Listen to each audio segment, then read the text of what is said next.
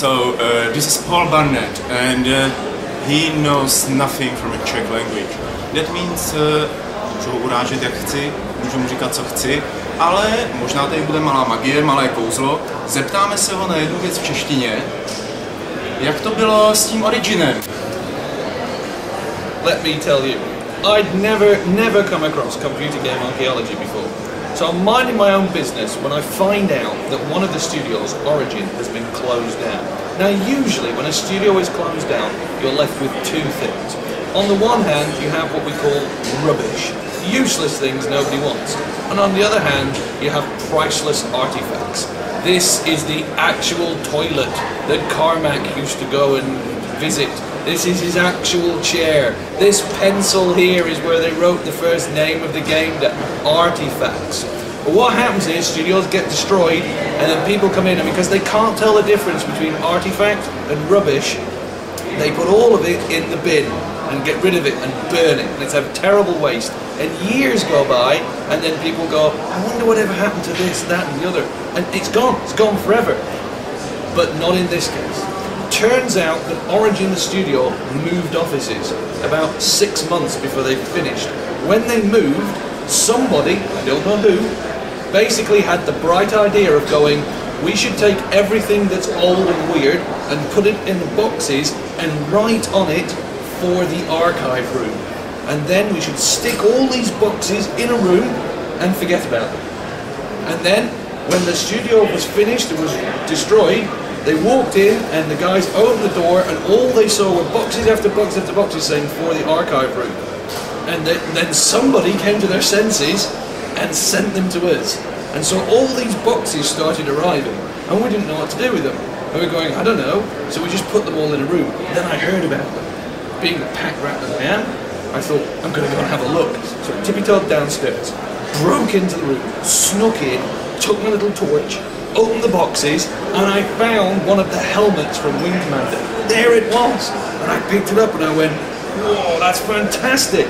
Took it upstairs, showed it to people, and then put it on the head of one of our developers, our deputy content manager, and she pretended to fly around, I videoed it on my phone, put it on the video diaries, out it went.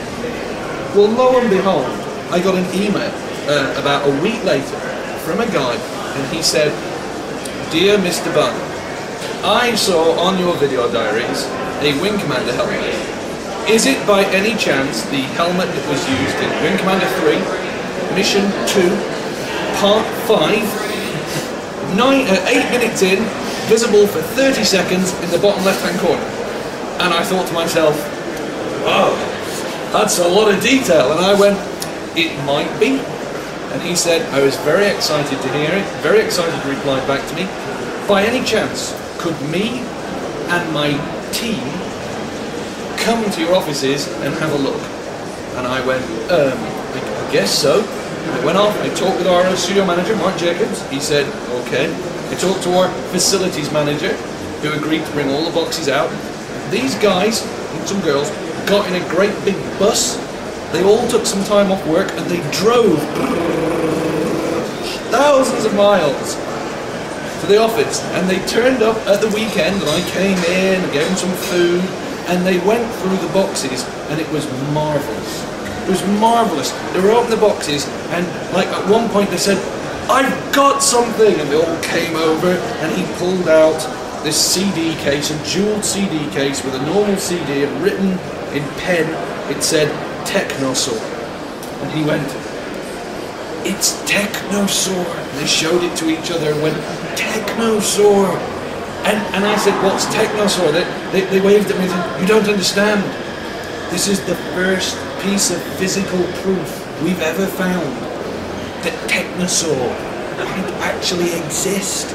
And then while they were there, gazing at Technosaur, one of the ones over the corner said, oh, you'll never believe what I've discovered. And they looked it up, they're looking through, and they were going, the design document outline for Wing Commander 6. Wing Commander 6, the original app. They got very excited.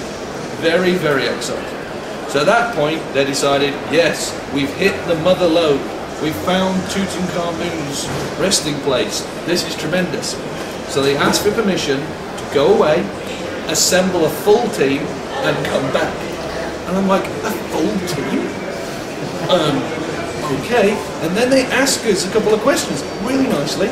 They basically said, would you mind if we took everything out of the boxes, we archived it, photographed it, scanned it, recorded it, transferred it, and then we put it all back in new acid-proof bags in much sturdier boxes, all of it labelled, and we gave you an index. And I went, well, why not? I mean, it sounds nutty, but if you want to look after it and do it all for us, it's just in brown boxes right now, that would be ace. So they went away, and they put me on their mailing list, and I saw the most amazing emails. There was emails going backwards and forth where they'd say things like, we have discovered a load of tapes, but we're not too sure what they run on. And then they'd done like little research. They'd gone, I think there might be a very particular type of backup tapes. My uncle has got one of those machines.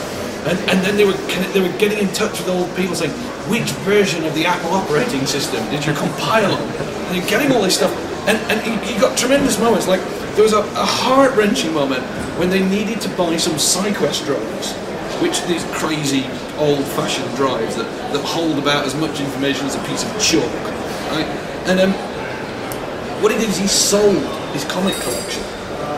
Sold his entire comic collection to buy these drives. And then they were all organising when they were going to do it. They all have real jobs. They come from all over the country. 2 of them came from Europe. And they all took time off work, and they flew and drove there, and they arrived for the entire week. That was their holiday for the year. And they brought scanners, cameras, they got things to read slides. They brought this machine that transfers from Betamax tape to DVDs.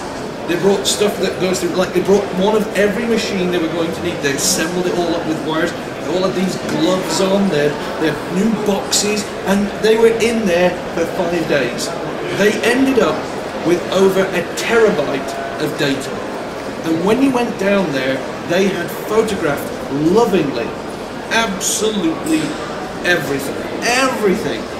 My favourite thing they found were the receipts from the bar bill of filming Wing Commander 3, and just how much alcohol was consumed. I thought that was really exciting. But they found things like Technosaur and bits of Ultimate 8 that we thought were lost.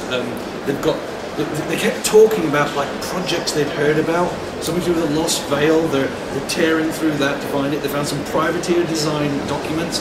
They found some prototype works. They found all sorts of stuff, and it really is computer game archaeology, because you would watch them looking at the pictures and they'd be going, oh, if only we knew what these symbols were, and we're not too sure how this bit connects to this bit, and this code is lost to us. There is no one alive today who knows how this code works. And we think this might be from Wing Commander, because if you look at the logo, it's a little bit like the Wing Commander logo, and maybe it's a derivative of where they've gone. And if you're not careful, you can end up being a little mean, because you can end up looking at them and going, they're really strange and odd. You've got to banish that, put that out of your head.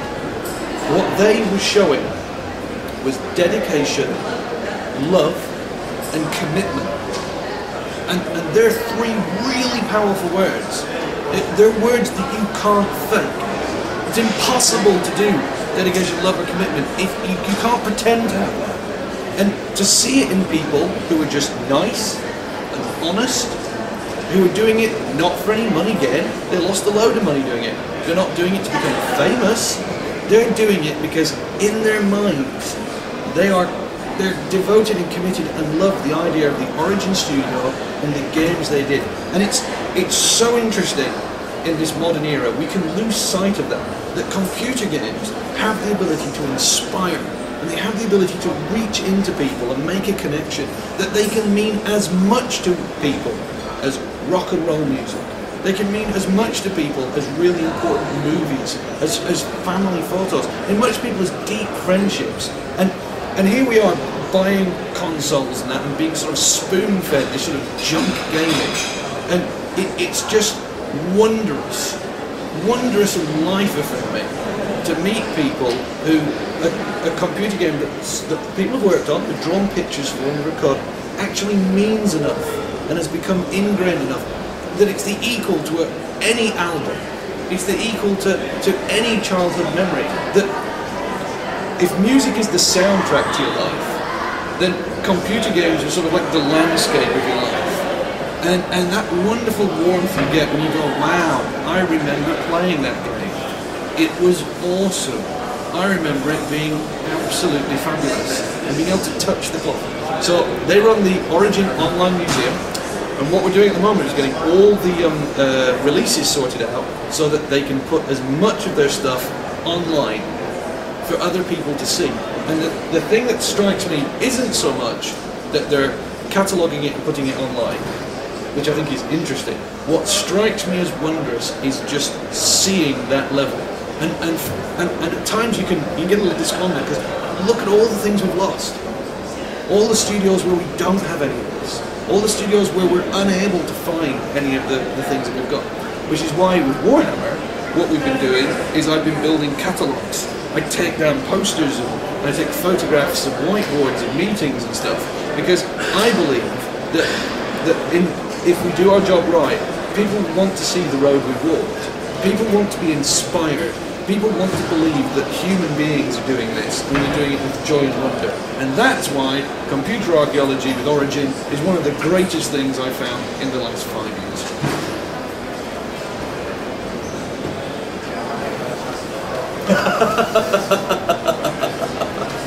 No more questions.